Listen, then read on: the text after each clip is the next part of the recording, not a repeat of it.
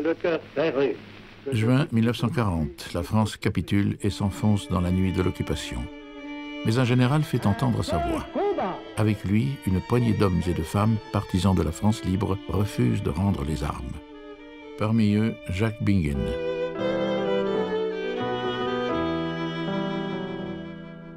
« 11 juin 1940, dernier jour de guerre. Le lieutenant de réserve Jacques Bingen est touché à la cuisse. Sous les tirs allemands, il gagne à la nage un canot de sauvetage.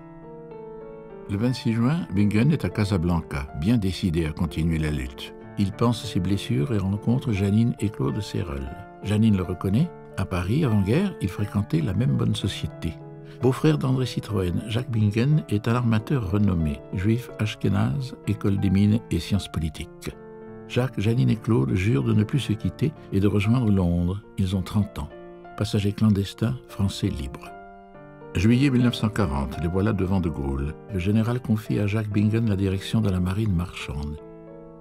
Les Français de Londres découvrent l'humour et l'élégance du jeune Parisien, son regard brun doré, son sourire se voit de loin, belle allure. Juin 42, Bingen rejoint le bureau central de renseignement et d'action. Il correspond avec Jean Moulin, deviennent amis. Juin 43, Moulin est arrêté. Avec Sérol, Bingen prendra la suite.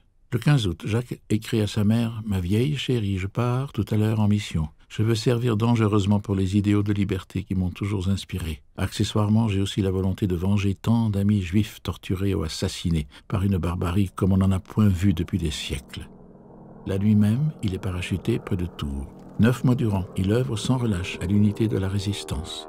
Traqué par la Gestapo, il change d'identité. Cléante, Corridon, Barbier, Cadillac.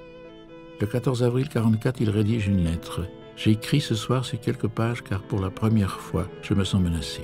Les semaines à venir vont apporter une grande, sanglante et, je l'espère, merveilleuse aventure. » Mais Bingen ne la vivra pas. Sa route s'achève à Clermont-Ferrand le 13 mai 1944, à quelques jours du débarquement. Un message radio parvient à Londres. Cadillac a été arrêté par la Gestapo. Il a avalé sa pilule de cyanure.